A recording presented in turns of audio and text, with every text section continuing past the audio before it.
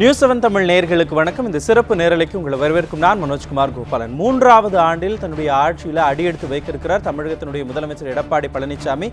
என்ன செய்திருக்கிறார் எடப்பாடி பழனிசாமி? இந்த தலைப்பில் தான் இந்த நேரலை நகர இருக்கிறது.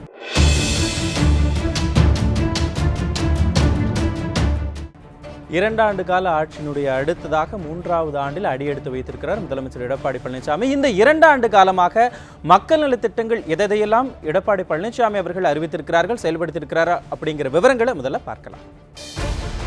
3ஆம் ஆண்டில் முதல்வர் எடப்பாடி பழனிசாமி மகளிருக்கு 50% மானியத்துடன் இருசக்கர வாகனம் வழங்கும் திட்டம் செயல்படுத்தப்பட்டது. கர்ப்பிணி பெண்களுக்கான டாக்டர் முத்துலட்சுமி ரெட்டி உதவித்தொகை ரூபாய் 12,000 18,000 ரூபாயாக அதிகரிக்கப்பட்டது. முதல்வராக பதவியேற்றதும் 500 டாஸ்மாக் கடைகள் மூடப்படும் என முதலமைச்சர் எடப்பாடி பழனிசாமி அறிவித்தார். சென்னை நகரை பெருநகரமாக விரிவாக்கம் செய்யப்படும் எனவும் அறிவித்தார்.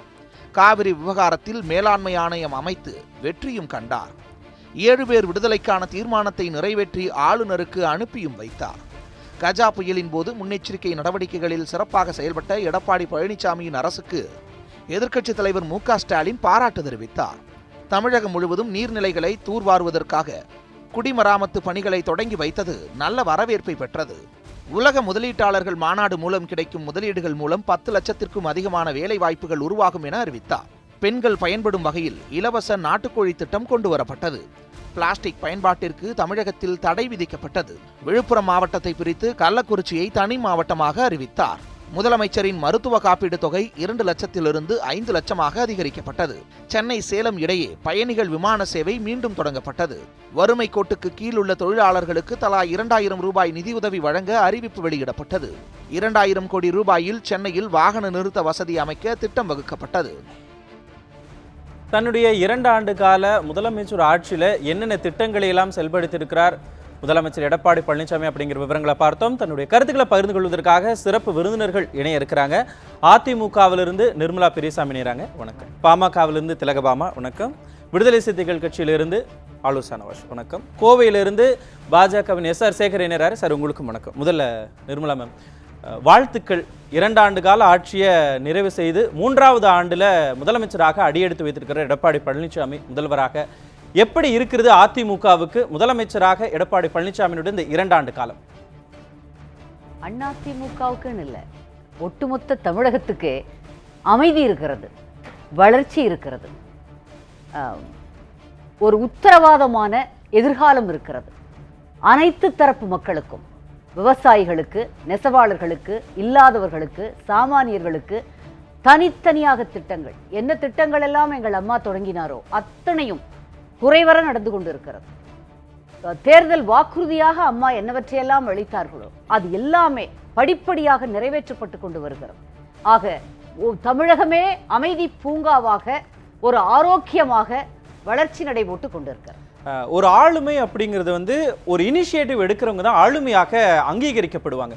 முதலமைச்சர் எடப்பாடி பழனிசாமி அப்போதைய முதலமைச்சர் ஜெயலலிதாவால் அறிவிக்கப்பட்ட திட்டங்களை செயல்படுத்துறது மட்டும் இல்லாமல் என்னென்ன திட்டங்களை அவரு புதுசாக கொண்டு வந்தாரு அப்படின்னு அதிமுகனுடைய சார்பில் நீங்க சாதனையா கருதுறீங்க? அதாவது முதல்ல இந்த பிளாஸ்டிக் ஒழிப்பு இருக்கு பாருங்க. எப்படி புரட்சி தலைவருக்கு சத்துணவு திட்டமோ, எங்கள் அம்மாவுக்கு மழைநீர் வடிகால் திட்டமோ, அதுபோல எங்கள் அண்ணன் எடப்பாடியாருக்கு 2 திட்டங்கள் இருக்கு. இந்த பிளாஸ்டிக் தடை, பிளாஸ்டிக் பொருட்களுக்கான தடை என்பது ஒரு ஏகோபித்த வரவேற்பை அனைத்து தரப்பு மக்களிடமிருந்து பெற்றிருக்கிறது. அதே போல குடிமராமத்து பணிகள், தூர்வாரும் இந்த குடிமராமத்து பணிகள் அண்ணனுடைய ஒரு சிறப்பான திட்டமாக இருக்கிறது. இப்போ 1000 ரூபாய் பொங்கல் பரிசு வழங்கினாரே, அதுவும் அத்துணை தரப்பு மக்களிடமும் அவ்வளவு அழகாக போய் சேர்ந்திருக்கிறது. இப்ப திரும்பவும் 60 லட்சம் அமைப்பு சாரா தொழில்கள், அதாவது ஏழை சாமானிய மக்களுக்கு, விவசாயிகளுக்கு அந்த 2,000 ரூபாய் அறிவித்திருக்கிறாரே, அந்த திட்டமும் இப்பவே பாருங்க, எல்லாம் ரெஜிஸ்டர் பண்றதுக்கு விவசாயிகள்லாம் எல்லா இடத்துலையும் அவ்வளவு கூட்டமாக குழுமுகிறார்கள் என்று கேள்விப்படுகிறோம். அதுவும் மிக பிரமாதமாக செயல்பட்டு கொண்டிருக்கிறது. இன்னொன்னு சொன்னீங்க, அம்மாவுக்கு பிறகு இவங்க அண்ணன் எடப்பாடியாருடைய தனிப்பட்ட திட்டமாக எதை நீங்கள் கருதுகிறீர்கள் என்று சொன்னீங்க. அம்மா என்ற ஒரு மாபெரும் ஆளுமைக்கு பிறகு தனிப்பட்ட திட்டங்கள்லாம் இனிமேல் தொடரும். அண்ணனுடைய திட்டங்கள் ஒவ்வொன்றாக வரும்.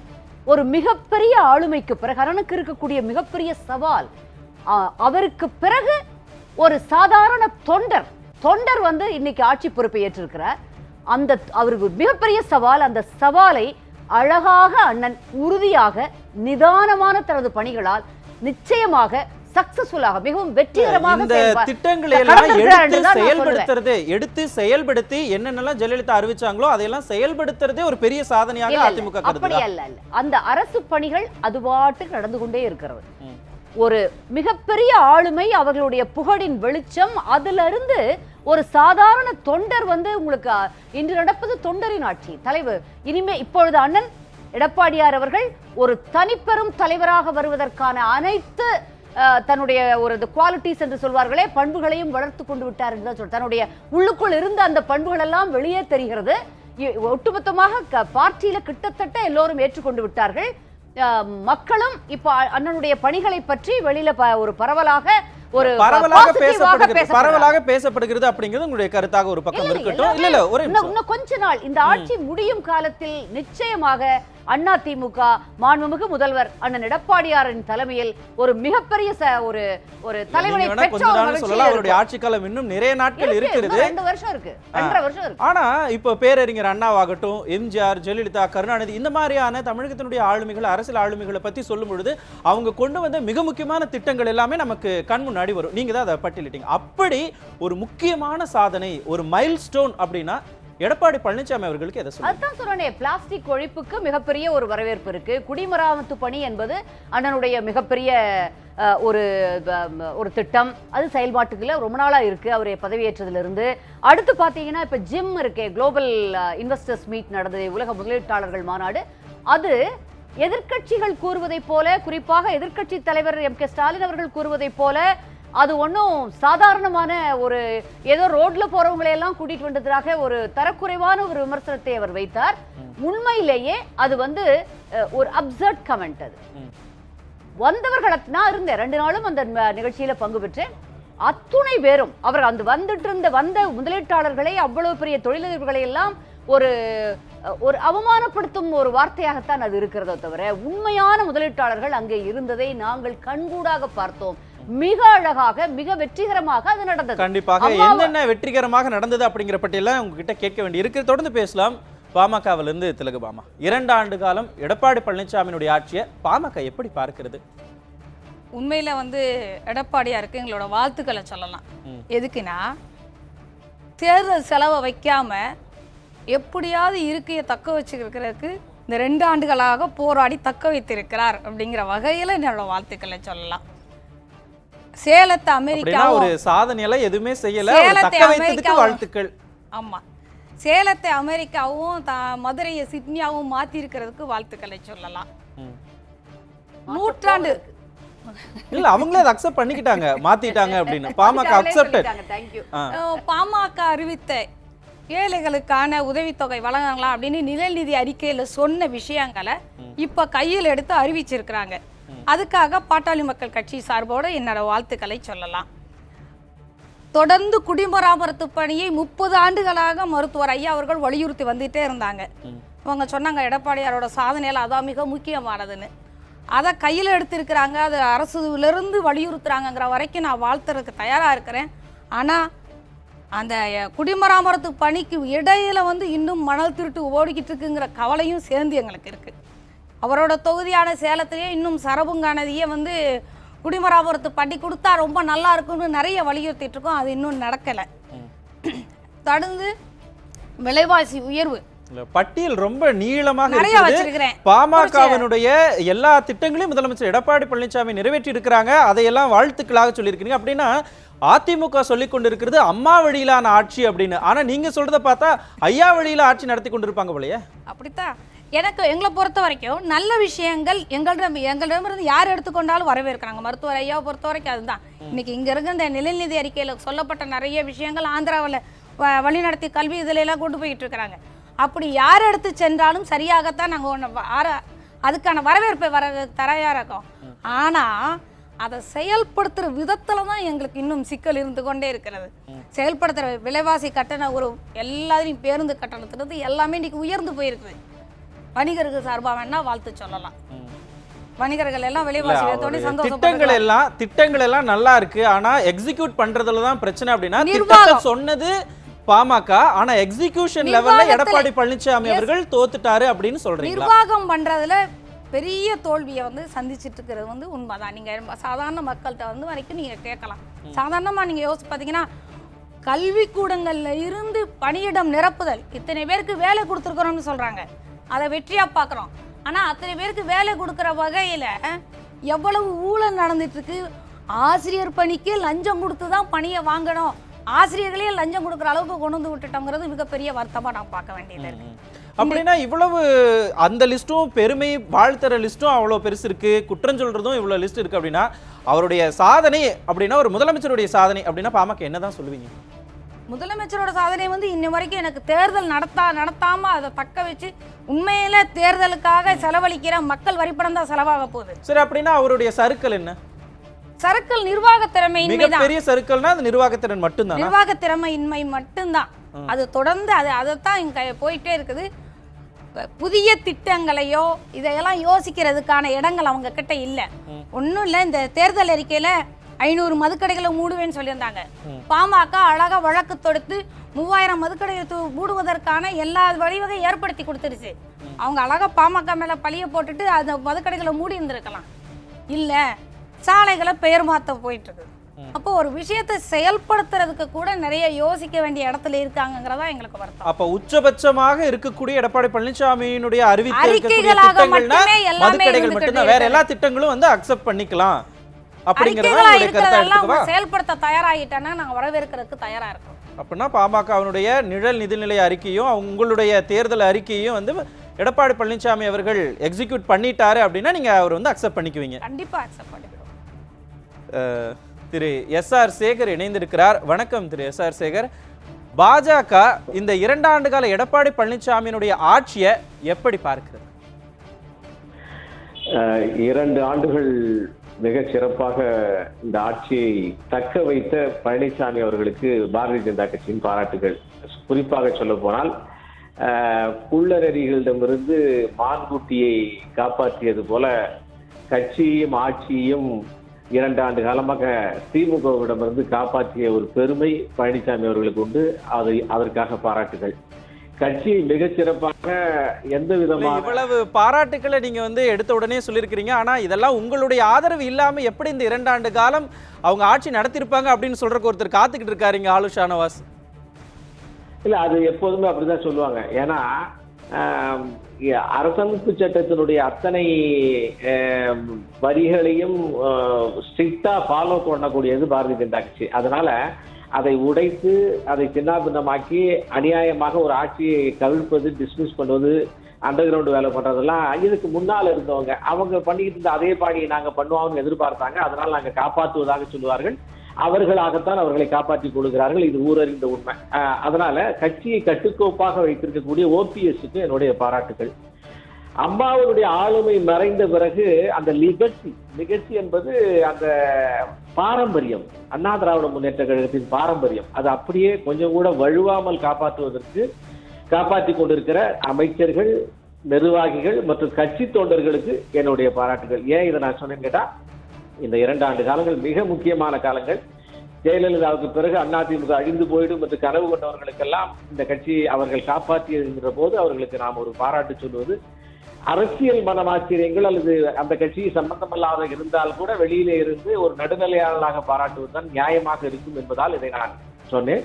இன்னைக்கு துணை ஒருங்கிணைப்பாளர் தொண்டர்கள், இணை ஒருங்கிணைப்பாளர்களுக்கு எல்லாத்துக்கும் வாழ்த்து சொல்ற அதே பாஜக சில மாதங்களுக்கு முன்னதாக அமித்ஷா சென்னைக்கு வரும் பொழுது ஊழல் மிகுந்த கட்சிகள் நிறைந்த தமிழகம் அப்படின்னு அதிமுகவையும் சேர்த்துதான் சொல்லியிருந்தாரு. அதுவும் உங்களுக்கு ஞாபகத்தில் இருக்கும்னு நான் நினைக்கிறேன் திரு எஸ்.ஆர். சேகர். மனோஜ், அதாவது ஒரு நல்ல விஷயங்கள் சொல்லியிருக்கின்ற போது பழைய விஷயங்களை எடுத்து இது நல்ல விஷயம் அல்ல என்று சொல்லுகிறது நமது மரபல்ல. அந்த வகையில அசால்ட்டாக திமுகவுடைய அசால்ட்டை சந்தித்தது அண்ணா திராவிட முன்னேற்ற கழகம். 2 ஆண்டுகளுடைய ஆட்சி, 2 ஆண்டு காலம் எடப்பாடி பழனிசாமி அவர்களுடைய ஆட்சி எப்படி இருந்தது அப்படிங்கறத இந்த நிகழ்ச்சியே. 2 ஆண்டு காலம், அந்த 2 ஆண்டுக்குள்ளதானே அமித்ஷா பேசிட்டு போயிருக்காரு. இல்ல அதனால நாங்க என்ன சொல்றோம்னு கேட்டா ஓவரால் பிக்சரை நான் சொல்லுகிறேன். நீங்க மைக்ரோ மேனேஜ்மெண்ட்ல வந்து கோயம்புத்தூர் முனிசிபாலிட்டியில 32வது வார்டுல ஒரு ஊழல் நடக்குது அப்படின்னு சொன்னா அது நடந்திருக்கும். அதை வந்து சொல்ல முடியாது. நம்ம ஓவரால் பிக்சர்ல இந்த ஆட்சியும் கட்சியும் காப்பாற்றி அப்படின்னா உங்களுடைய தேசிய தலைவர் அமித்ஷா சொன்னது அது போல ரொம்ப மைக்ரோ ஊழலை தான் அவர் வந்து அவ்வளவு மிகைப்படுத்தி சொல்லியிருந்தாரா திரு எஸ் ஆர் சேகர்? இந்த விளக்கம் வந்து எனக்கு சொல்ல முடியாது மனோஜ். ஏன்னா நாங்க வந்து பொதுவாக ஊழலுக்கு எதிரானவர்கள். ஊழல் கட்சினா என்னன்னு தமிழ்நாட்டில் எல்லாரும் சின்ன குழந்தை கூட சொல்லக்கூடிய கட்சி திமுக தான். நாங்கள் அதை வைத்தும் இனி யாரும் அல்லது இப்போதும் ஊழல் செய்திருப்பவர்களை கண்டிப்பதும் ஆதரிப்பதும் இல்லை, அல்லது அவருடைய செயல்பாடுகளை நாங்கள் ஏற்பதும் இல்லை என்கிற மொத்த விஷயத்தை அமித்ஷா சொல்லியிருக்கிறார். அந்த வகையில் யார் செய்திருந்தாலும் அதற்கு எதிரானவர்கள் என்கின்ற விஷயத்தை இல்ல திரு எஸ் ஆர் சேகர், நான் வெளிப்படையாகவே கேட்கிறேன், இந்த 2 ஆண்டு காலம் தமிழகத்துல ஊழல் இருந்துதா இல்லையா? நீங்க வெளிப்படையாவே பதில் சொல்லலாம். நானும் வெளிப்படையாக சொல்றேன், ஊழல் இருந்துதா இல்லையா என்பதை ஊடகத்துக்காரர்கள் தான் நல்லா அழகா கேமராவை ஜூம் பண்ணி காமிச்சு செய்வீங்க. அந்த வகையில நீங்க சொல்லுங்க, நீங்க இந்த இடத்துல ஊழல் இருந்துன்னு சொன்னீங்கன்னா அதெல்லாம் இருக்கா இல்லையாங்கிறத நாங்களும் சேர்த்து சொல்லுகிறோம். நாங்களும் ஊழலுக்கு எதிரானவர்கள் இல்ல. ஏற்கனவே மத்திய இணையமைச்சர் பொன் ராதாகிருஷ்ணன் என்ன சொல்லியிருந்தாருன்னா 2 கட்சிகளுமே ஊழல் நிறைந்த கட்சிகள் அப்படிங்கிற வார்த்தையை அவர் சொல்லியிருந்தாரு. இப்பவும் பாஜக அதே நிலைப்பாடோடு இருக்கிறாங்களா அப்படிங்கிற ஒரு சந்தேகம் தான். அதை கிளாரிஃபை பண்ணிக்கிறதுக்கு தான் கேட்டேன். இல்லை எப்போதுமே ஊழலுக்கு எதிரானவர்கள், யார் செய்தாலும் ஊழலுக்கு எதிரானவர்கள். அதுல மாற்று கருத்து இல்லை. அதை எந்த ஒரு சூழ்நிலையிலும் மாற்றிக்கொள்ள மாட்டோம் நாங்க. இந்த ஆட்சியை அப்படின்னா திரு எஸ் ஆர் சேகர், எனக்கு ஒரு சின்ன சந்தேகம். அப்படின்னா எடப்பாடி பழனிசாமி அவர்கள் ஊழல் செய்தாரா இல்லையா அப்படிங்கறத எனக்கு இப்ப வரைக்கும் தெரியாது அப்படிங்கறத உங்களுடைய கருத்தை நான் எடுத்துக்கிட்டுமா? இல்ல அப்படி இல்லை. நீங்க என்ன சொல்றீங்க, இந்த 2 ஆண்டு கால ஆட்சியில அவர்கள் என்ன செய்தார்கள், அவருடைய நல்ல விஷயம் என்ன, நிர்வாகத்தில் இருக்கிற சீர்கேடுகள் என்ன, இதையெல்லாம் நீங்கள் சொல்வதற்கு முன்னால இந்த ஆட்சி ஊழல் ஆட்சி என்று பாஜக ஒத்துக்கொள்ள வேண்டும் என்று நீங்கள் என்னை வற்புறுத்துவதாகத்தான் இந்த கேள்வியை நான் எடுத்துக்கிறேன். அப்படி இல்ல திரு எஸ் ஆர் சேகர், நீங்க இல்லைன்னு இப்ப வரைக்கும் சொல்லவே இல்லையே. இல்ல அதாவது இல்ல நீங்க என்ன எதிர்பார்க்கறீங்க கிட்ட இருந்து? நீங்க அண்ணா திராவிட முன்னேற்ற கழகம் ஊழல் திரு எஸ் ஆர் சேகர், ஊழல் ஆட்சினா ஊழல் ஆட்சின்னு சொல்லுங்க, ஊழல் ஆட்சி இல்ல அப்படின்னா ஊழல் ஆட்சி இல்லைன்னு சொல்லிருங்க. இல்ல அதாவது பல முறை நாங்கள் வந்து செயல்பாடுகளிலே இருக்கக்கூடிய ஊழலை சுட்டி காண்பித்திருக்கோம். நான் மட்டும் இல்ல, பொன் ராதாகிருஷ்ணன் மட்டும் இல்ல, பாரதிய ஜனதா கட்சியினுடைய தமிழ்நாடு குழு பல நேரம் சுட்டி காட்டியிருக்கிறது. இந்த ஆட்சியினுடைய மொத்த எடை 2 ஆண்டு காலத்தை பற்றி தான் இப்போது நாம பேசிக் கொண்டிருக்கிறோம். நீங்க குறிப்பாக ஏதாவது ஒரு ஊழல் உங்களுடைய பாணியிலே நான் மனோஜுக்கு சந்தோஷத்துக்காக சொல்லுகிறேனே, அந்த குட்கா ஊழல்னு சொல்லுங்களேன், அந்த மாதிரி ஒரு ஊழல்ல அதுக்கு ஒரு தலைப்பை போட்டு அதை விவாதிக்கணும். ஆனால் ஆட்சியினுடைய மொத்த இடைபாடுகளை பற்றி தான் இப்போது நாம் பேசிக்கொண்டிருக்கோம். நீங்க சரியான புள்ளிக்கு வந்திருக்கீங்க திரு எஸ் ஆர் சேகர். அப்படின்னா எடப்பாடி பழனிசாமி கரைபடியாத கைகளுக்கு சொந்தக்காரர், ஆனா அவருக்கு கீழே இருக்கிறவங்க எல்லாம் ஊழல் கரைபடிந்தவர்கள் அப்படின்னு சொல்றீங்கன்னா எடுத்துக்குவா? இல்ல நீங்க எப்படி வேணாலும் எடுத்துக்கலாம் மனோஜ். நீங்க உங்களுக்கு முழு உரிமை இருக்கிறது. என்ன வேணாலும் நீங்க அதுல சேர்த்து அழகாக ஒரு பக்கம் முழுவதும் எழுதிங்க. அதுக்கு எனக்கு ஆட்சேபனை இல்லை. என்னுடைய நிலைப்பாடு, நாங்கள் ஊழலுக்கு எதிரானவர்கள். இந்த ஆட்சி இப்போது மிகச் சரியாக தன்னை காப்பாற்றிக் கொண்டிருக்கிறது. தமிழ்நாட்டிலே ஊழல் என்று பெயர் சூட்டப்பட்ட திராவிட முன்னேற்ற கழகத்தினுடைய அத்தனை சதிகளிலும் இருந்து அதற்காக அந்த ஆட்சியினுடைய தலைவர்களை அதிமுக ஜெயலலிதாவுடைய பாரம்பரியத்தை காப்பாற்றிக் கொண்டிருக்கிற லெகசிக்கு பாரதிய ஜனதா கட்சி வாழ்த்து தெரிவிக்கிறது. கண்டிப்பாக உங்களுடைய வாழ்த்துக்கள் அதிமுகவுடைய நிர்மலா பெரியசாமி கேட்டுக்கொண்டுதான் இருக்கிறாங்க. அடுத்ததாக ஆலு ஷானவாஸ், பாமக வாழ்த்து சொல்லியிருக்கிறாங்க சில விஷயங்களுக்கு, பாஜக பல விஷயங்களுக்கு அவங்களுடைய வாழ்த்துக்களை சொல்லிட்டாங்க. விடுதலை சிறுத்தைகள் கட்சி எப்படி பார்க்கிறது 2 ஆண்டு கால எடப்பாடி பழனிசாமியினுடைய ஆட்சியா? அண்ணன் சேகர் சொல்லும்போது குள்ள நரிகளிடம் இருந்து காப்பாற்றி விட்டார் கட்சியையும் ஆட்சியையும் அப்படின்னு சொன்னார். ஆனால் ஓனாயிடம் கொண்டு அடகு வைத்து விட்டார் அப்படிங்கிறது தான் எங்களுடைய விமர்சனம். ஏன்னா இந்த கட்சி ஆட்சியை பிடித்த விதம், அதாவது எடப்பாடி பழனிசாமி ஆட்சியில் வந்து அமர்ந்ததை பாரதிய ஜனதா கட்சி அந்த விதத்தை எதிர்த்ததா இல்லையா? பாமக அந்த விதத்தை எதிர்த்ததா இல்லையா? கூவத்தூரில் தங்க வைக்கப்பட்டு 122 பேரும் முறைகேடான முறையில் தங்க வைக்கப்பட்டு முறைகேடாக அமைந்த ஆட்சி என்பதுதான் இந்த ஆட்சியினுடைய தொடக்கத்தின் மீதான விமர்சனமே எல்லா கட்சியுமே. ஆனால் இன்னைக்கு வந்து ஒரு தூய சட்டத்துக்கு உட்பட்ட சிறப்பான ஆட்சி இந்த 2 ஆண்டுகளில் நடத்திட்டது மாதிரியான ஒரு தோற்றத்தை கொண்டு வர்றாங்க. இல்ல உங்களுடைய பதிலேயே அதுக்கான விளக்கமும் இருக்கு. அப்ப வந்து பல்வேறு குற்றச்சாட்டுகளை முன் வச்சவங்க இன்னைக்கு பாராட்டுற அளவுக்கு அவங்களையே எடப்பாடி பழனிசாமி மாத்திருக்கிறாரே. அவங்களாம் எங்க கூட கூட்டணிக்கு வருவாங்க அப்படின்னு நம்பிக்கையோட தேர்தல் காலத்தை பேச வச்சிருக்கிறாரு. அதே அவருடைய சாதனை தானே. அது யாரால்? அவருடைய சாமர்த்தியம் அல்ல, அது அவர் தன்னையும் தன் சுற்றத்தையும் காப்பாற்றி கொண்டிருக்கிறார் என்பதுதான் சாமர்த்தியமே தவிர தமிழ்நாட்டை காப்பாற்றி இருக்கிறாரா? அவர் நிறைவேற்றி தந்த தீர்மானங்கள் சட்டப்பேரவையில் ஏதாவது ஒன்று இன்னைக்கு நடைமுறைக்கு வந்திருக்குன்னு சொல்ல முடியுமா? 7 தமிழர் விடுதலை சாத்தியமாயிருச்சா? சட்ட தடைகளே கிடையாது. நீதிமன்றத்தில் வழக்கு இருக்குது, அது இருக்குன்னு இவ்வளவு நாளாக காரணம் காட்டினாங்க. இன்னைக்கு எதுவுமே காரணம் இல்லை. ஏன் அது சாத்தியம் இல்லாமல் இருக்குது? ஏன் சாத்தியம் இல்லாமல் இருக்குது? நீட்டு விலக்கு வாங்க முடிஞ்சுதா? ஏகோபித்தளவில் நிறைவேற்றப்பட்ட தீர்மானம். ஒரு கட்சி கூட அதற்கு எதிர்ப்பு கிடையாது தமிழ்நாட்டில். சட்டப்பேரவைக்கு உள்ளால எல்லோரும் சேர்ந்து நிறைவேற்றின தீர்மானம். இவருக்கு எதிர்கட்சிகளால் தொல்லைன்னா தமிழ்நாடு நலன் சார்ந்து இவர் இயற்றிய எந்த தீர்மானத்துக்கு எதிர்கட்சி வந்து குறுக்கணிக்க இல்லையா? எல்லாத்துக்கும் இவருடைய ஆதரவையும் கொடுத்து ஏகமனதாக எதிர்கட்சிகளுடைய துணையோடு நிறைவேற்றிய தீர்மானங்கள் ஏதாவது ஒன்றில் வெற்றி பெற்றிருக்காரா? ஏதாவது ஒன்றில் நடந்திருக்குதா? எதுவுமே நடக்கல. அப்படிப்பட்ட ஒரு சூழல்ல நீங்க முழுக்க இவர்கள் தப்பித்திருக்கிறார்கள் நிறைய விஷயங்கள். அவர்களுக்கான சாதகமான விஷயங்கள் நிறைய நடந்திருக்குது. நீங்க வந்து சேகர் ரெட்டி வீட்டில் வந்து கைப்பற்றப்பட்ட பணம் 2000 ரூபா நோட்டு உங்களுக்கும் எனக்கும் தான் வங்கி வாசலில் காத்து கிடந்து ஒரே ஒரு 2000 ரூபா நோட்டு வாங்குறது சவாலாக இருந்தது. ஆனால் பல ஆயிரம் கோடி, பல 100 கோடி கைப்பற்றப்பட்டது. அதில் வந்து 2000 ரூபா நோட்டு, புது நோட்டே 30 கோடிக்கு மேலே பிடிச்சாங்க. எப்படி பிடிச்சாங்க, என்ன பிடிச்சாங்க, இன்னைக்கு வரைக்கும் அது என்னன்னே தெரியாமல் போயிருச்சா இல்லையா? அப்போ ஊழலை ஒழிக்க போகிறோம், கருப்பு பணத்தை ஒழிக்க போகிறோம்னு அவங்களும் சொன்னாங்க, இவங்களும் சொன்னாங்க. எங்க ஒழிச்சிருக்காங்க? என்ன எதிர்ப்பு பட்டியலையே வாசிச்சிருக்கிறீங்க, அறிக்கையாகவே சொல்லியிருக்கிறீங்க. எடப்பாடி பழனிசாமி அவர்கள் 2 ஆண்டு காலமாக இவ்வளவு சாதனைகளை சொல்லியிருக்கிறாரு, இந்த ஒரு சாதனை அவர் செஞ்சிருக்கிறாரு அப்படின்னு சொல்றதுக்கு ஒண்ணு கூட விசிகாவுக்கு தெரியலையா? 12-13 உயிர்கள் பலி கொடுக்கப்பட்டு ஸ்டெர்லைட் மூடப்பட்டிருக்குது. அதுல ஒரு தெளிவான கொள்கை முடிவு எடுக்க முடிஞ்சுதா? அன்னைக்கே எதிர்கட்சிகள் வலியுறுத்தினாங்க கொள்கை முடிவு எடுத்து அதை மூடுங்கன்னு. இல்ல இந்த இப்படி மூடுறோம்ல, இதுவே சரியா இருக்கும் என்று சொன்னார். கடைசியில் என்னாச்சு? இன்னைக்கு நீதிமன்றத்தில் போய் அப்போ எதுவுமே அவர் எடுக்கக்கூடிய நடவடிக்கைகள் சாதுரியமானது கிடையாது. அவருக்கு சாதுரியமான விஷயங்களை சாத்தியப்படுத்தியிருக்காரு. தமிழ்நாட்டுக்கு சாதுரியமான விஷயங்கள்னு பார்த்தா எதுவுமே இல்லை. எதுவுமே சொல்ல முடியாத அளவுக்கு பெரிய இப்போ 8 வழிச்சாலை 3 மணி நேரத்தில் சென்னைக்கு வரலாம், 3 மணி நேரத்தில் சென்னைக்கு வரலாம்னு சொன்னாங்க. சென்னைக்கு வந்து என்ன பண்ண போகிறோம் 3 மணி நேரத்தில்? சென்னைக்கு பெருங்குளத்தூர்லேருந்து சென்னைக்கு வரவே 3 மணி நேரம் ஆகுது. அப்ப அப்படிப்பட்ட ஒரு உள்கட்டமைப்பு நகரத்துல சாலையின் மூலமாக 6 மணி நேரமாக குறைஞ்சதுன்னா தொழில் வளம் பெருகும். அங்க இருக்கக்கூடியவங்க நேரடியாகவும் மறைமுகமாகவும் அவங்களுக்கான தொழில் வாய்ப்புகள் வரும், வேலை வாய்ப்புகளை நாங்க உருவாக்கி தருவோம்னு தொலைநோக்கு திட்டமாக கூட இதை நாங்க பார்க்கிறோம். அதிமுக சார்பு சொல்றாங்க புதிய வேலை வாய்ப்பு உருவாக்குறதெல்லாம் நான் பேசி முடிச்சிடறேன். புதிய வேலை வாய்ப்பு உருவாக்குறதெல்லாம் நீங்க இருக்கட்டும். ஆனா இருந்த வேலை வாய்ப்பு அத்தனையும் பறி போயிருக்கு. யார் சொல்றா? சட்டப்பேரவையில் ஓபிஎஸ்ஏ அறிவிக்கிறார். ஜிஎஸ்டியில கையெழுத்து போட்டதுனால, ஜிஎஸ்டிக்கு நாங்க ஒப்புக்கொண்டதுனால இன்னைக்கு 40,000 தொழிற்சாலைகளை மூடிட்டோம்னு ஓபிஎஸ் உடைய அறிக்கை. உதய மின் திட்டத்தில் கையெழுத்து போட்டதுனால மின் வாரியம் பெருத்த நட்டத்தில் போயிருச்சுன்னு ஓபிஎஸ் உடைய அறிக்கை, நிதிநிலை அறிக்கை.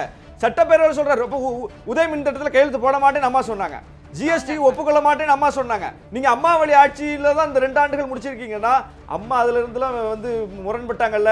நீங்க இல்ல எங்களுடைய கோரிக்கை ஏற்றிருக்காங்க, அந்த மாற்றங்கள்லாம் செய்யறேன்னு சொல்லியிருக்காங்க, அதனால தான் கையெழுத்து போட்டோம்னு சொன்னீங்கல்ல.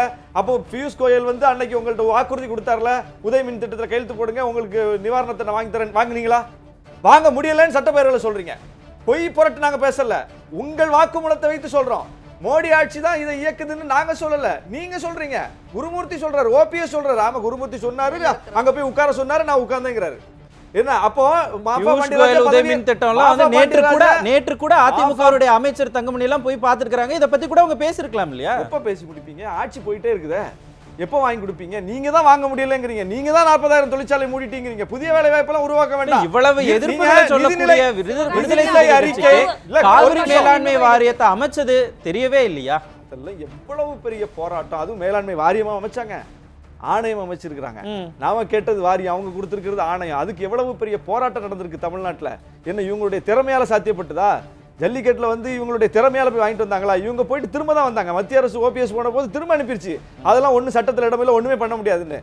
இங்க தமிழ்நாடு கொந்தளிச்சு மெரினாவை விட்டு நாங்க கலைஞ்சு போக மாட்டோம், நீ பேப்பரோட வந்தாதான் போவோம்னு சொன்னதுனால வந்தாங்க. அப்ப மக்கள் போராட்டம் கூட ஸ்டெர்லைட்ல மக்கள் நடத்திய போராட்டம் உயிரிழப்பு தான் அந்த பூட்ட போட்டதே தவிர எடப்பாடியினுடைய நிர்வாக திறமை போய் பூட்ட போடல. அப்படின்னா 2 ஆண்டு காலம் எடப்பாடி பழனிசாமி தலைமையிலான ஆட்சியில் எதுவுமே சாதனையா பார்க்கல. 8 வழிச்சாலைக்கு இன்னைக்கு வந்து இடையூறு ஏற்பட்டிருக்குன்னா அதுக்கு வந்து மக்கள் நடத்திய போராட்டமும் நீதிமன்றத்தில் நடந்த சட்ட போராட்டமும் தான் அதை சாத்தியப்படுத்தி இருக்குது. அப்போ இன்னைக்கு நீங்க சாதனைன்னு அந்த அரசு எதையாவது சொன்னா கூட அதுக்கு மக்கள் மிகப்பெரிய பங்கை கொடுத்திருக்காங்க. அதனால இவர்களுடைய சாதனை என்று சொல்வதற்கு இங்க ஒண்ணு இல்ல. அவர் சாமர்த்தியமா தன்னை காப்பாத்திருக்கிறாரு. கண்டிப்பா அவருடைய சாதனைகள் பத்தி அவங்க அதிமுக அதை எதை சாதனையாக பார்க்கிறது அப்படிங்கறத நம்ம கேட்க வேண்டி இருக்கிறது. ஒரு சிறிய இடைவேளைக்கு பிறகு தொடர்ந்து பேசலாம். சிறப்பு நேரலை ஒரு சிறிய இடைவேளைக்கு பிறகு தொடரும். 3வது ஆண்டில் முதலமைச்சராக எடப்பாடி பழனிசாமி அடியெடுத்து வைத்திருக்கிறார். இந்த 2 ஆண்டு கால ஆட்சியில் என்ன செய்தார் எடப்பாடி பழனிசாமி அப்படிங்கிற கேள்வியோடு தான் இந்த சிறப்பு நேரலை தொடர்ந்து கொண்டிருக்கிறது. தொடர்ந்து பேசலாம். நிறுவனம் முதல் சுற்றுல எல்லா எதிர்க்கட்சிகளும் சொன்ன முக்கியமான விஷயம் என்னன்னா, அவங்க திட்டங்கள் எல்லாம் இருந்தாலும் செயல்படுத்துறதுல பிரச்சனை அப்படின்னு பாமக சொல்றாங்க. ஆனா அவங்க செயல்படுத்தின எந்த திட்டமுமே மக்கள் நல திட்டங்களே இல்லை அப்படின்னு மற்ற எதிர்க்கட்சிகள் சொல்றாங்க. இந்த 2 ஆண்டு காலம் மக்களுக்கு ஒண்ணுமே பண்ணலையா? அதாவது அவர்களுடைய பார்வை அது. கண்ணை கட்டிக்கொண்டு சகோதரி திலகபாமாவும் சகோதரர் ஷானவாசும் பேசுனதை தான் நான் இவ்வளோ நேரம் பார்த்தேன். உண்மையிலேயே பொதுவாக ஏதோ சொல்ல வேண்டுமே என்று மருத்துவர் ஐயா அவர்கள் பாமக தலைவர் ஒரு நிதிநிலை அறிக்கையை பல ஆண்டுகளாக வெளியிட்டு கொண்டிருக்கிறார் என்பது பத்திரிகைகளில் அவ்வப்பொழுது படிப்போம். அதில் ஏதாவது இருக்குதா, அது ஏதாவது மெட்டீரியலைஸ் பண்ணக்கூடிய தகுதி அவர்களுக்கு, பவர் அவங்களுக்கு இருந்திருக்கா, என்னைக்காவது அவங்களால அதை செஞ்சிருக்க முடியுமா அப்படிங்கிறது இல்லை. அதுல படித்தவர்கள் யாராவது ஒருவருக்கு உங்களுக்கு தெரியுமா இல்லை எனக்கு தெரியுமா அவர் என்ன சொன்னாருன்னு தாங்களாகவே போட்டுட்டு தாங்களாகவே சொல்லிக்கொண்டு திட்டங்கள் எல்லாம் வந்து நாங்க என்னென்ன அறிக்கையில கொடுத்தோமோ அந்த திட்டங்கள் தான் இருக்கு. ஆனா செயல்படுத்த முடியல. அப்படி நிர்வாகத்திறன் மேல தான் அவங்க கேள்விக்குறி வைக்கிறாங்க. நிர்வாகத்திறமை இல்லாமல அரசு இவ்வளவு சிறப்பாக நடந்து கொண்டிருக்கிறது. என்ன மக்கள் எந்த மக்கள் சொன்னாங்க? திலகபாமா அவங்களுடைய கருத்து மட்டும் கிடையாது. அது பாமக விட பெரிய கட்சி, எங்களுடைய கட்சிக்காரர். இப்ப நான் பேசுறப்ப பேசாம இருந்தேன். இல்ல ஒரே நிமிஷம் அவங்க பேசி அவர்களுக்கு எத்துணை இடங்களுக்கு இவர்கள் செல்கிறார்கள். ஏதோ பாமக வட மாவட்டங்கள் சில மாவட்டங்களில் சில ஏரியாக்கள் இருக்குதுங்கிறதுக்காக தமிழ்நாடு ஒட்டு மொத்தமாக நாட்டின் 3வது பெரிய கட்சி அனைத்து இந்திய அண்ணா திராவிட முன்னேற்ற கழகம். எங்கள் கட்சியே நாடு மாநிலம் முழுக்க இவ்வளவு பேர் 30 MP மட்டுமே 50 பேர் வச்சிருக்கிற நாங்க வந்து இவங்க சொல்றாங்க எல்லாரையும் பார்த்துட்டாங்களா, மக்கள் சொல்றாங்களா? எந்த மக்கள் சொல்றாங்க எனக்கு புரியல. எங்களுக்கு இருக்கும் ஆதரவாளர்களை விட ஒட்டுமொத்த மாநிலத்தின் ஆதரவை பெற்ற ஆட்சி அமைத்து நடத்தி கொண்டிருப்பவர்கள் நாங்க. திரும்ப சகோதரர் ஷானவாஸ் கூட சொன்னாங்க கூவத்தூரை பற்றி. இதற்கு நான் இந்த இடத்துல விளக்கம் சொல்லியே ஆகணும். எங்களுடைய சாதனைகளை பற்றி அடுத்து பேசுவோம். முதல்ல சொல்லணும் கூவத்தூர் விஷயம். இதை திரும்ப மீடியாக்களில் எல்லாரும் பேசிக் கொண்டிருப்பதால் சொல்ல ஆசைப்படுகிறேன். நாடு முழுக்க இது நடக்காதது அல்ல. பக்கத்துல கர்நாடகால எவ்வளவு மோசமா நடக்குது, ஜார்க்கண்ட்ல இருந்து நடக்குது, வட இந்தியாவுல நடக்குது, எல்லா பக்கமும் தான் நடந்துகிட்டு இருக்குது. எல்லா மாநிலங்களிலும் ஊழல் நடந்துகிட்டு இருக்கு. அதனால நாங்களும் ஊழல் பண்ணிட்டோம்னு சொல்லுவீங்களா? நான் சொல்றத விடுங்க முதல்ல. கூவத்தூர் விஷயம். அப்புறம் இன்னொன்னு, அம்மாவுக்கு தான் வாக்களித்தார்கள். இவர் வந்து இப்போ சிஎம்ஆ இருக்காரு, இவர் வந்து சிஎம்ஆ இது மாதிரி ஒரு போற போக்குல ஒரு கமெண்ட். ஒரு தலைவர் இறந்து போனால் நமது பேரறிஞர் பெருந்தகை அண்ணா அவர்கள் மறைந்து போனார். அதற்கு பிறகு வந்த திமுக மறைந்த தலைவர் கலைஞர் அவர்கள் நீங்க என்ன சொல்வீங்க? அப்ப வந்து அவர் வந்தது சரியில்லைன்னு சொல்லி அவரையும் என்ன சொல்ல போகுது திமுக? அதுக்கு ஒரு தலைவர் மறைந்தால் அடுத்து வருவாங்க. எங்க கட்சியில குழப்பம் இருந்தது அந்த சமயத்தில், இல்லைன்னு சொல்லல.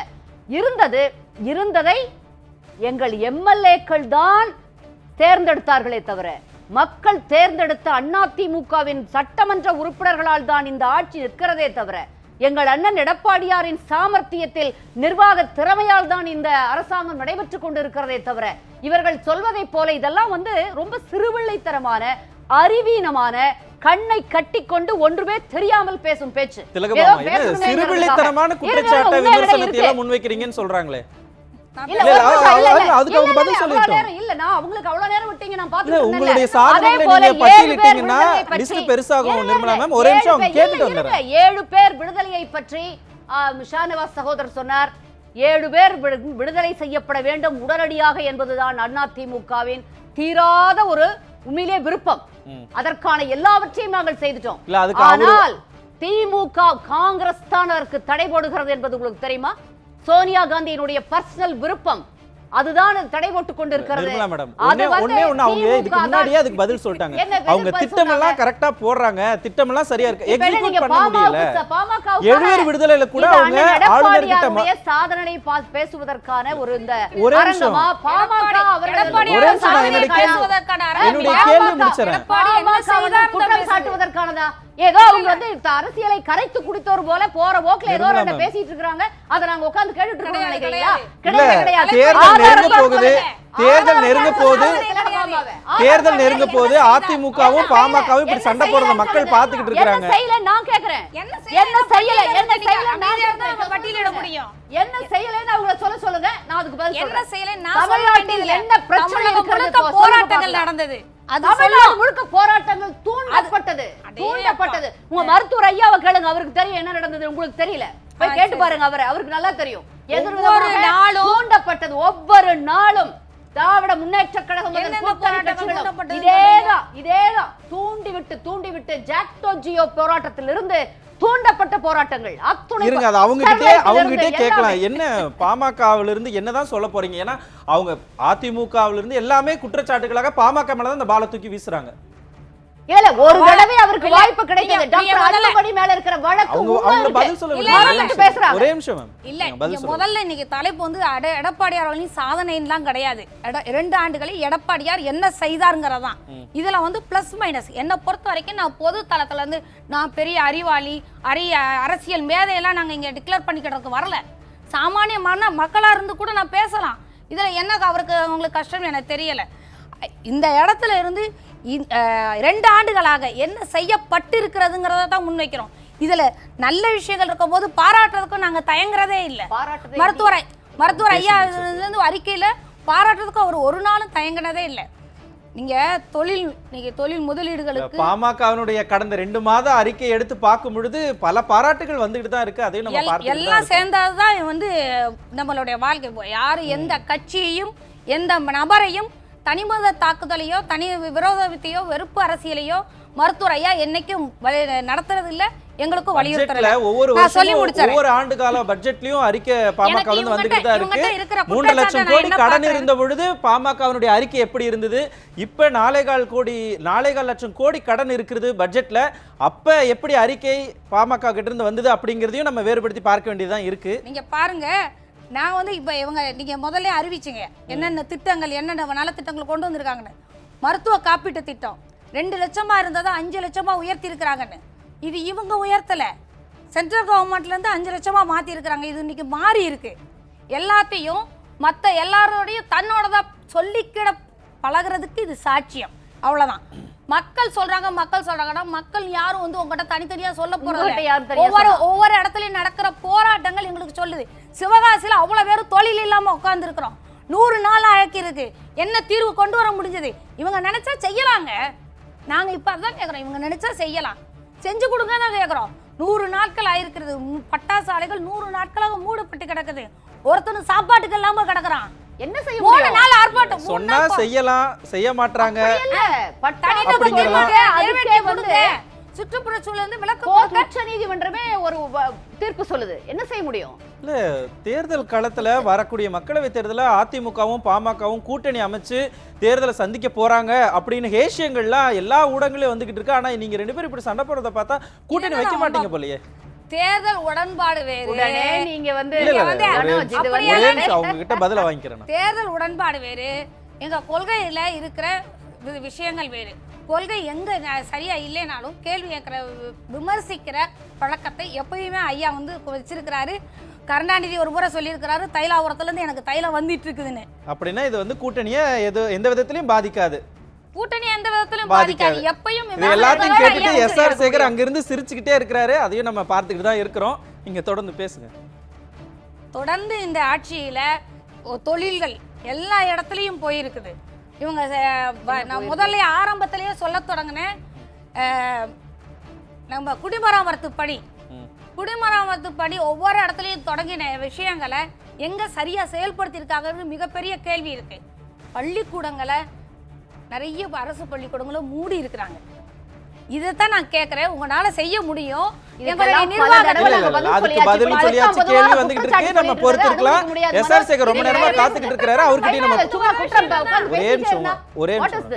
எஸ்ஆர் சேகர் தொடர்ந்து பேசி வெயிட் பண்ணிட்டே இருக்கிறாரு, எல்லாத்தையும் பார்த்து சிரிச்சுக்கிட்டே இருக்கிறாரு. என்ன திரு எஸ்ஆர் சேகர், ஏன் அந்த சிரிப்பு? இல்ல மனோஜ் வந்து எங்கேயாவது பாமக அதிமுக கூட்டணி உருவாக்கிடுமோன்னு ஒரு கலக புயலை உருவாக்கிட்டு இருக்கிறத பார்த்து சிரிச்சேன். இப்ப உண்மையிலேயே எனக்கு ஷானவாசன் திரு எஸ்ஆர் சேகர் நீங்க இணைப்புல தான் இருக்கிறீங்க, அதை சரி நீங்க கூட சரி செஞ்சிடலாம், அதை சொல்லுங்க. இப்ப நம்மளுடைய ஷானவாஸ் வந்து ஆரம்பத்தில் சொன்னார், குள்ளநெறிகளிடமிருந்து ஓநாயிடம் கொண்டு சென்று விட்டார்கள்னு. அதனால குள்ளநெறின்னு நான் வந்து நம்ம ஷானவாசியோ விசிகேவோ சொல்லலை. அவரே உணர்ந்திருக்கிறார் போல இருக்கு. அதனால சொன்னாரு.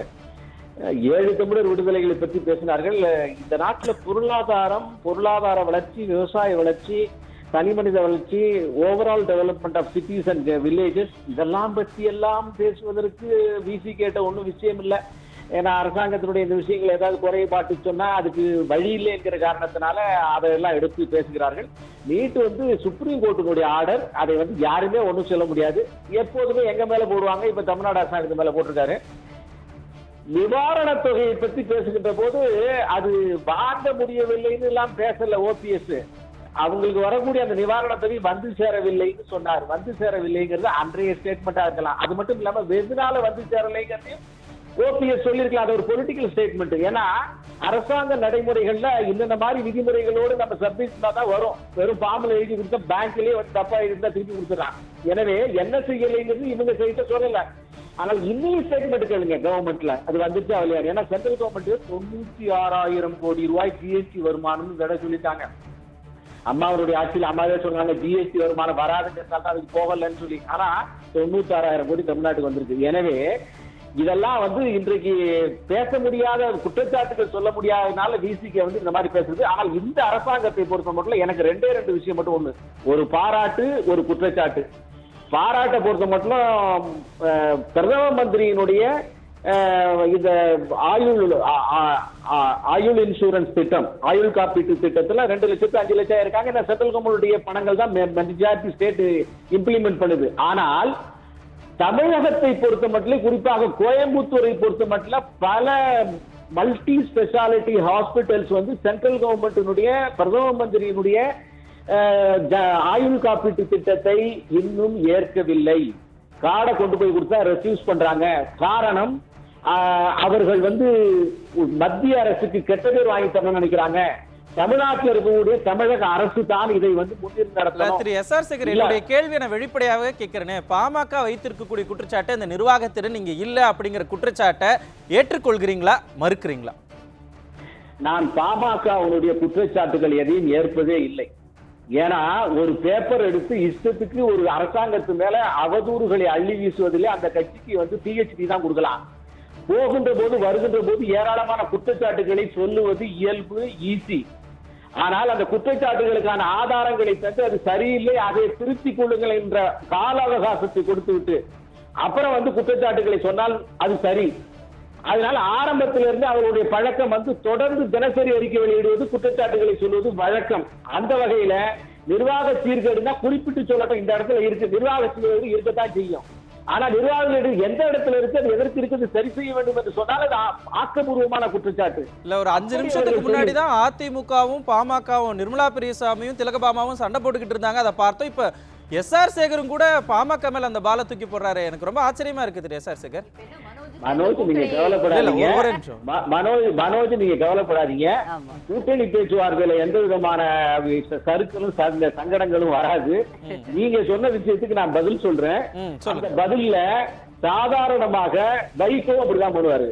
அதனால குற்றச்சாட்டுகள் நிர்வாக சீர்கேடு இருக்குன்னா, நிர்வாக சீர்கேடு இருக்கு அப்படின்னா குறிப்பிட்ட நிர்வாக சீர்கேடை சொல்லட்டும், அது ஆக்கப்பூர்வமான குற்றச்சாட்டு. அந்த இடத்துல அவங்க திருத்த முடியலன்னு அடுத்த தடவை சொல்லுங்க, சொன்னா இது செய்யலன்னு. இப்ப நான் சொல்றேன், தமிழ்நாட்டுல வந்து தமிழ்நாட்டு அரசாங்கத்தினுடைய ஆயுள் பாதுகாப்பு காப்பீடு திட்டத்துக்கு, ஹெல்த் இன்சூரன்ஸுக்கு செவிசாய்க்கின்ற மாநிலத்தினுடைய மல்டி ஸ்பெஷாலிட்டி ஹாஸ்பிட்டல் மத்திய அரசினுடைய செவிசாய்க்காமல் இன்னும் இருக்கிறார்கள். நாங்கள் அனுமதித்த பேஷண்ட் அவங்க ஏற்கல. அவர்களை நான் எச்சரிக்கிறேன். தமிழ்நாடு அரசாங்கம் உடனடியாக தலையிட்டு செய்யணும். இல்லாவிட்டால் ஆஸ்பத்திரிகள் முன்னால பாரதிய ஜனதா கட்சி பெரிய போராட்டத்தை நடத்தும். தமிழ்நாடு அரசாங்கம் இதை சீர்திருத்தணும்னு சொல்ற தமிழ்நாடு அரசாங்கத்துக்கு நான் இதை கோரிக்கை வைக்கிறேன். கண்டிப்பா திரு எஸ்.ஆர். சேகர், என்னதான் நாங்கெல்லாம் வந்து கருத்து ரீதியாக மோதிக்கொண்டாலும் அது கூட்டணியில எல்லாம் பாதிக்காது அப்படின்னு சொல்லி உங்களுடைய ஒரு பாராட்ட சொன்னாலும் உங்களுடைய விமர்சனத்தையும் முன் வச்சிருக்கீங்க. நியாயமாக உங்களுடைய விமர்சனத்தையும் முன் வச்சிருக்கீங்கன்னு நான் நினைக்கிறேன். ஆலுஷா நவாஸ், பல்வேறு நிர்வாகத்திறனில் குறைபாடுன்னு பாமக சொல்றாங்க, அதெல்லாம் நாங்க ஏற்றுக்கொள்ள முடியாதுன்னு எஸ்.ஆர். சேகர் சொல்றாரு. ஆனா இவங்க என்ன சொல்றாங்க, அதிமுக என்ன சொல்றாங்கன்னா, அப்படியெல்லாம் இல்லை, 2 ஆண்டு காலம் நாங்க சாதனையை மட்டும்தான் நாங்க பேசுவோம் அப்படின்னு இருக்காங்க. காவிரி மேலாண்மை வாரியத்தை கொண்டு வந்திருக்காங்க. நம்ம நிகழ்ச்சி ஆரம்பிக்கும் பொழுதே ஒரு லிஸ்டே நம்ம போட்டிருந்தோம் என்னென்ன திட்டங்கள் எல்லாம் கொண்டு வந்திருக்காங்க அப்படின்னு. சமீபத்தில் 2000 ரூபாய் அமைப்பு சாரா தொழிலாளர்களுக்கு அறிவிச்சிருக்கிறாங்க. அந்த திட்டம் வரைக்கும் ஒன்றை கூட ஏன் எதிர்க்கட்சிகள் வந்து அக்செப்ட் பண்ணிக்கவே மாட்டேங்கிறீங்க? அந்த திட்டத்தை அக்செப்ட் பண்ணிக்க மாட்டேங்கிறீங்களா, இல்லை முதலமைச்சராக எடப்பாடி பழனிசாமி நீங்கள் அக்செப்ட் பண்ணிக்க மாட்டீங்களா? இல்லை, நம்ம சட்டப்பேரவையில் தீர்மானமாக இயற்றி தமிழ்நாட்டினுடைய ஒட்டுமொத்த மக்களின் குரலாக வெளிப்பட்ட விஷயங்கள் அப்படிங்கிற பிரதான தமிழ்நாட்டினுடைய கோரிக்கைகள் இருக்கு இல்லையா, அதிலெல்லாம் இந்த அரசு என்ன செய்திருக்கிறது என்பதை வைத்து தான் ஒரு அரசை மதிப்பிடணும். அந்த திட்டம் பண்ணியிருக்காங்க, அங்கே டேப் போட்டு பைப்பு போட்டு தண்ணி கொண்டு வந்திருக்காங்க, இப்படியெல்லாம் ஊர் ஊராக போய் லிஸ்ட் எடுத்து இந்த அரசு, அது இயல்பாக ஒரு அரசு செய்ய வேண்டிய வேலைகள் தான். ஆனால் கொள்கை முடிவு எடுப்பதில், தமிழ்நாடு பாரம்பரியமாக காப்பாற்றி வைத்திருந்த உரிமைகளை காப்பதில், இதிலெல்லாம் இந்த அரசு என்ன செய்திருக்குது? சமூக நீதியினுடைய எல்லைக்கு போன ஒரு தமிழ்நாட்டில் வந்து இன்னைக்கு நீட்டில் வந்து துடிச்சுக்கிட்டு இருக்கிறோம், பிள்ளைகளை பறி கொடுத்துக்கிட்டு இருக்கிறோம். அதுதான் நான் பேசி முடிச்சிடறேன். அப்போ இப்போ 7 தமிழர் விடுதலை பற்றி பேசுறோம். அவங்க என்ன சொன்னாங்க உடனே? சோனியா காந்தி காரணம்னாங்க. சோனியா காந்தி இப்ப பிரதமரா இருக்காங்க. சோனியா காந்தி கையில இப்ப அதிகாரம் இருக்குது. சோனியா காந்தி அவருக்கான வாய்ப்பு இது. நிர்மலா மேடம் கேளுங்க. நிர்மலா மேடம் இது அவருக்கான வாய்ப்பு. அதாவதுங்க, ஒரு கட்சிக்கு ஒரு நிலைப்பாடு இருக்கலாம். ஏன்னா அவங்க தலைவரை இழந்திருக்கிறாங்க, அந்த கட்சியினுடைய முக்கியமான ஒரு கணவரை இழந்திருக்கிறாங்க. இப்படிப்பட்ட ஒரு விஷயத்துல அவங்களுக்கு மாற்று நிலைப்பாடு இருக்கலாம். அப்படியும் கூட ராகுல் காந்தி கிட்ட கேட்கப்பட்ட போது அவர் இதுக்கு எதிரான எந்த கருத்தையும் சொல்லல. சிங்கப்பூர்ல மாணவர்கள்ட்ட உரையாடும் போது இந்த 7 தமிழர் விடுதலைக்கு எதிராக எந்த கருத்தையும் சொல்லலன்னு சொல்ல போனா பாசிட்டிவா பேசியிருக்காரு. அப்போ கேளுங்க, நீதிமன்றத்தில் ஏராளமான வழக்குகள், பிரச்சனைகள், சட்டத்தடைகள் இருந்தது. அதனால முடியல. அப்படி இருந்து நளினியுடைய தண்டனை குறைப்பை சாத்தியப்படுத்தி இருக்குது திமுக ஆட்சி. ஆனா இன்னைக்கு சட்டத்தடை எதுவுமே இல்ல. நீதிமன்றத்தில் எல்லாம் முடிவு வந்துருச்சு. பரோல் கொடுத்தது யாரு?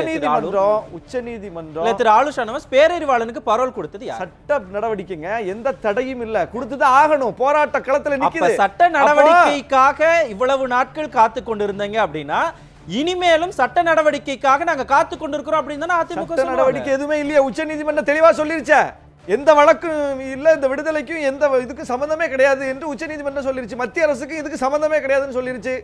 அப்புறம் ஏன் இது விடுதலை தாமதமா நிக்குது? அப்போ பாஜக இதை விரும்பல, அதனால அதிமுக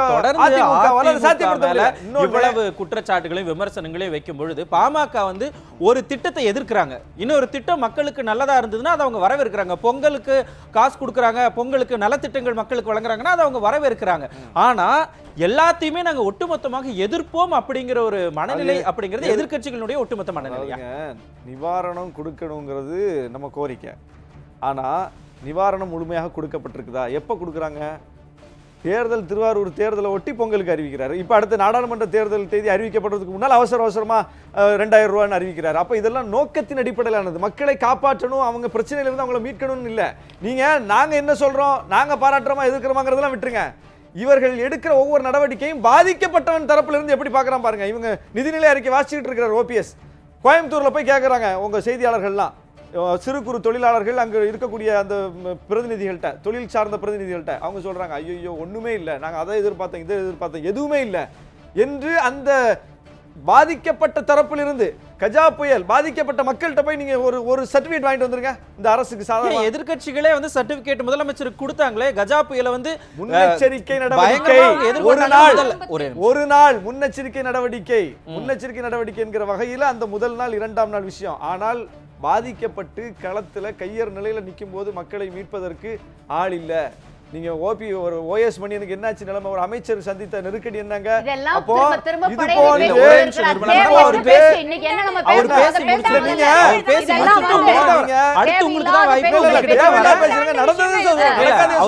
இது நடக்காது, எதுவுமே சொல்லல, இட்டுக்கட்டி சொல்லல.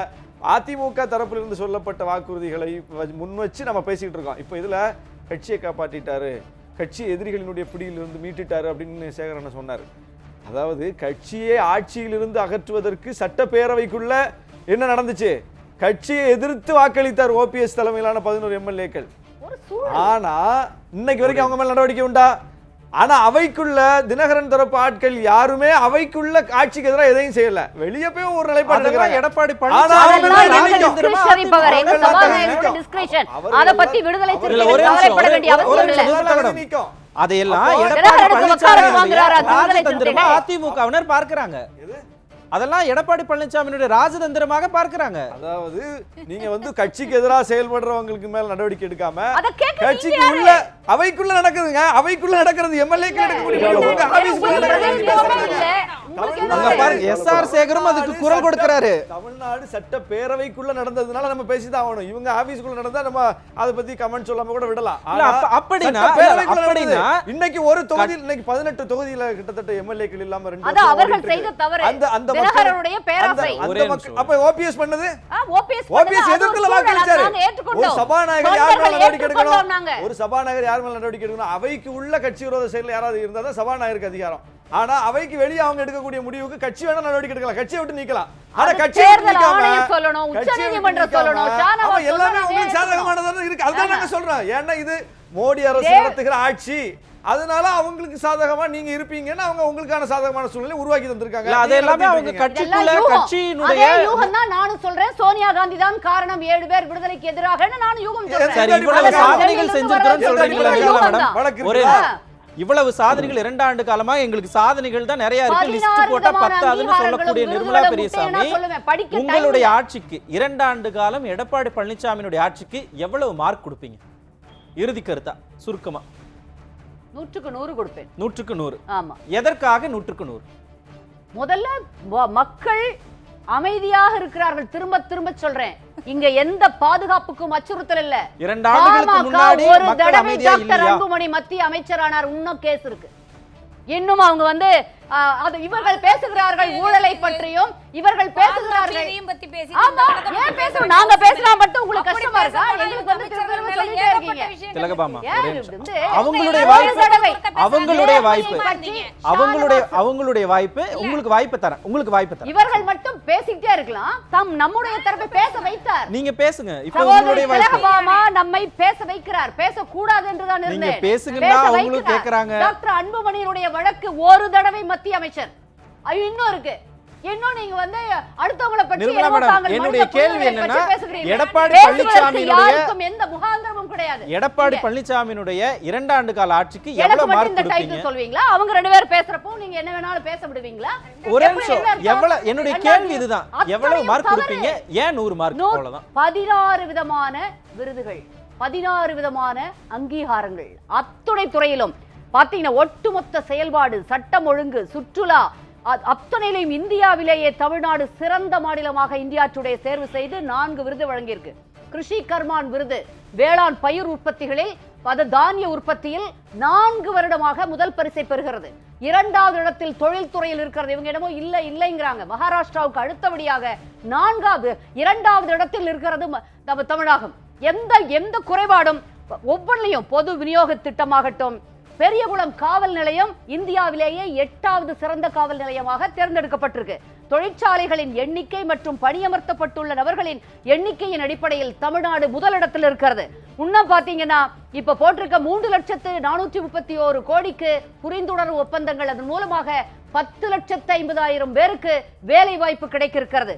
37,573 நபர்களுக்கு சிப்காட் நிறுவனம் மூலம் 243 தொழில் நிறுவனங்கள் வாயிலாக இவ்வளவு முதலீடுகளும், 4,252 கோடி முதலீடும், 37,573 பேருக்கு வேலை வாய்ப்பும். உங்களுடைய சாதனைக்கான லிஸ்ட் நீங்க சொல்றதுக்கு எந்த இன்டரப்ஷனும் இல்லாம உங்களுக்கு நான் நேரம் கொடுத்துட்டேன். எந்த இடையூறு இல்லாம இந்த லிஸ்ட் நீங்க படிக்கிறதுக்கு உங்களுக்கு நான் நேரம் கொடுத்துட்டேன். உங்களுடைய கருத்துக்களை நான் உள்வாங்கிக்கிட்டேன். நான் படிச்சது இல்ல, அதுக்கு நமக்கு நேரம் பத்தாது. ஆமா, அதுக்கு நமக்கு நேரம் பத்தாது. உங்களுக்கான நேரத்தை நான் கொடுத்துட்டேன். அடுத்து திலகபாமா. அனைத்து பத்திரிகைகளிலும் ஆதாரபூர்வமாக தமிழக அரசால் வெளியிடப்பட்ட அத்துணை சாதனைகள், இது எதுவுமே தெரியாது. சரி, இந்த சாதனைகள் எல்லாத்தையும் நீங்க சொல்லிட்டீங்க. அடுத்தது திலகபாமா, சுருக்கமாக எவ்வளவு மார்க், ஏன் அவ்வளவு மார்க் கொடுக்குறீங்க? இல்ல, அவங்க மார்க் கேட்டதுலாம் பதில் சொல்ல அவங்க ரொம்ப சுருக்கமாக. இல்ல நமக்கு நேரம் இல்ல. எவ்வளவு மார்க் உங்களோட சேர்ந்து ஒத்துழைக்கிறேன். கேளுங்க. இல்ல திலகபாமா, தனியாக இருக்குமா? உங்களுக்கு நான் நேரம் கொடுத்துட்டேன். உங்களுக்கு நான் நேரம் மதுக்கடைகளை நடத்துவதை உங்க கொள்கை முடிவா அறிவிச்சிருக்கீங்க. என்னுடைய கேள்விக்கு பதில் நேரடியா வந்துருங்களேன். நேரம் இல்ல. எவ்வளவு எவ்வளவு மார்க் கொடுப்பீங்க பதவியை எடப்பாடி தக்க பழனிசாமியோட 2 ஆண்டு வைத்ததற்கு கால வேண்டாம், ஆட்சிக்கு? அவர்களுக்கு 35 மார்க் போடலாம். நிர்வாக சீர்கேடுகள் எல்லா வகையிலையும் கொண்டு போய் மக்களை வேலையில்லாம் இவங்க பட்டியல் வேணா வாசிக்கலாம், அறிக்கையா வேணா அப்படின்னா கொடுக்கலாம். நீங்க வந்து எடப்பாடி பழனிசாமிக்கு பாஸ் மார்க் கொடுக்குறீங்க 35. இருக்கு, நீங்க எதற்காகவும் சேர்த்து கேட்டீங்க. சொல்லுங்க, அதுக்காக தான் இருக்கு, நான் மட்டும் இல்ல, தக்க எல்லாரும் வெயிட் பண்ணிட்டு வைத்ததற்காக. இருக்காங்க. ஏன்னா எங்க மக்களுக்கு இன்னும் வரிச்சுமையை ஏத்தாம இருக்கிறீங்கன்னு. எனக்கு கடன் ஏற்கனவே ஏறிட்டு இருக்கு. மதுக்கடைகள் நடத்துறத கொள்கையா நடத்திட்டு இருக்காங்க. இதெல்லாம் நாங்க சொன்னா நான் மதிப்பெனே கொடுக்க முடியாது. உண்மையிலே மகிழ்ச்சி, செய்ய இல்ல, முடியாது. மகிழ்ச்சி. கொள்கை ராமதாசனுடைய அதே போல அறிக்கை போலவே இருக்கிறது. சில குற்றச்சாட்டுகளும் சில வரவேற்புகளும் இருக்கிறது. ஆலுஷா நவாஸ், அதுல என்ன நீங்க எவ்வளவு இல்ல தப்புங்கிறீங்க? இல்ல ஆலுஷா நவாஸ் எவ்வளவு மார்க், ஏன் எவ்வளவு மார்க்? பாமக நிறுவனர் ராமதாஸ் அவர்கள் வந்து சில மாதங்களுக்கு முன்னால் நேரடியா என்னுடைய கேள்விக்கு செய்தியாளர்கிட்ட பதில் சொல்லும்போது இந்த ஆட்சிக்கு எவ்வளவு மதிப்பெண்ணு கேட்டபோது அவர் சொன்னாரு 0க்கு கீழே ஏதாவது இருந்தால் அதை கொடுக்கலாம் அப்படின்னு சொன்னார். நான் அதை இங்க நான் தக்க நினைவுற்றேன். வைத்திருக்கிறதுக்கு தான் சரியா? சொல்றேன் நானு. இப்போ அடிப்படையில் என்னன்னா, நாம வந்து இந்த அரசின் மீது காழ்ப்போடு வெறுப்போடு பேசல, நடப்புகளை சொல்லி என்னென்ன விஷயங்கள்ல இவங்க தவறி இருக்காங்க என்பதை தான் நம்ம பிரதானமாக பார்க்கிறோம். அந்த அடிப்படையில் இந்த 2 ஆண்டு காலத்தில் இவர்கள் மத்திய அரசினுடைய தோழமை என்று சொல்லிக்கொண்டு இவர்களுக்கு சாதகமான விஷயங்களில் வந்து தப்பித்து கொண்டார்களே தவிர, மற்றபடி இப்போ நிர்வாக சீர்கேடு தான் தவிர ஊழல்னு எதையும் சொல்ல முடியாது அப்படின்னாங்க. இப்போ நிர்வாக சீர்கேடுனா எவ்வளவு mark தான் ஆர்கே, கொடுப்பீங்க? நாங்கள் 0 தான் கொடுப்போம். ஆர்கே நகர் தேர்தல் நிறுத்தப்பட்டது. நிர்வாக சீர்கேட்டினாலே நிறுத்தப்பட்டது. சரி, நேரம் இல்ல. நீங்க விஜயபாஸ்கர் அதுக்கான வீட்ல- காரணத்தை நீங்க சொல்லிட்டீங்க. விஜயபாஸ்கர் வீட்ல ரைடு நடத்தப்பட்டது. இவ்வளவு நிர்வாக சீர்கேடாலே நல்ல நடத்தப்பட்டது. சொல்லிட்டு இருக்கோம். அதை இல்ல, எதையுமே விஜயபாஸ்கர் பார்க்காம நிர்மலா மேடம் இவர் உங்களுடைய நேரம் முடிஞ்சிருச்சு. அடுத்ததா எஸ்ஆர் சேகர். இல்ல, எஸ்ஆர் சேகர் காத்துக்கிட்டு இருக்காரு. தனியா நிக்க மாட்டேன்.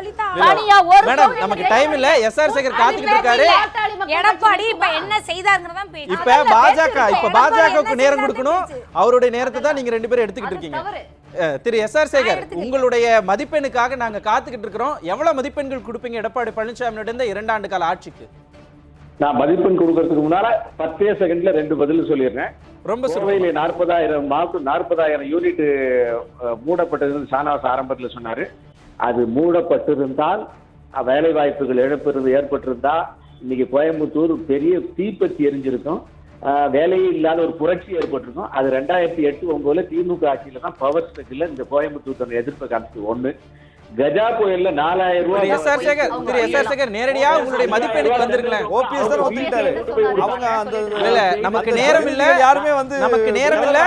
உங்களுடைய மதிப்பெண் ரொம்ப முக்கியம். வீடு வீடா போயிருக்கு, அது தெரியாது அவருக்கு. ஏன்னா நம்ம வந்து எல்லாரும் கை மாற்றி விட்டு லீக்கேஜ் இல்லாதனால வந்து ஷானவாஸுக்கு தெரியாது. இடையில வந்து செயலாளர் மூலமா கொடுத்து லீக்கேஜ் இருந்தா அவருக்கு தெரிஞ்சிருக்கும்.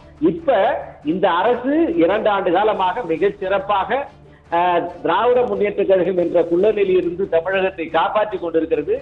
அதனுடைய ஓரளவு அப்படியும் இப்படியுமான செயல்பாடுகள் இருந்தாலும் பாராட்டுதலுக்குரியது. அது பாஸ் ஆகிவிட்டது. நீங்களும் பாஸ் மார்க் கொடுத்திருக்கிறீங்க, பாமகவும் பாஸ் மார்க் கொடுத்திருக்கிறது. அதிமுக அவங்களே 100 மார்க் கொடுத்திருக்கிறாங்க. ஆளூர் ஷானவாஸ் 0 மதிப்பெண்கள் கொடுத்திருக்கிறாங்க. மக்கள் பார்த்து கொண்டிருந்தாங்க, இனிமேலும் பார்த்து கொண்டிருப்பாங்க. மக்கள் அவங்களாகவே அவங்க மதிப்பெண்களை கொடுத்துக்குவாங்க. நேரலையில இணைந்து உங்களுடைய கருத்துக்களை பகிர்ந்து கொண்டதுக்கு மிக்க நன்றி திரு எஸ்ஆர் சேகர். அரங்கத்துக்கே வந்து உங்களுடைய கருத்துக்களை பகிர்ந்து கொண்ட நிர்மலா பெரியசாமி, திலகபாமா, ஆளூர் ஷானவாஸ் 3 பேருக்கு நன்றி. தேர்தல் வெற்றிக்கு பிறகு சந்திப்போம். கண்டிப்பாக சந்திக்கலாம். நேர்களே, மீண்டும் ஒரு நிகழ்ச்சி சந்திக்கலாம். வணக்கம்.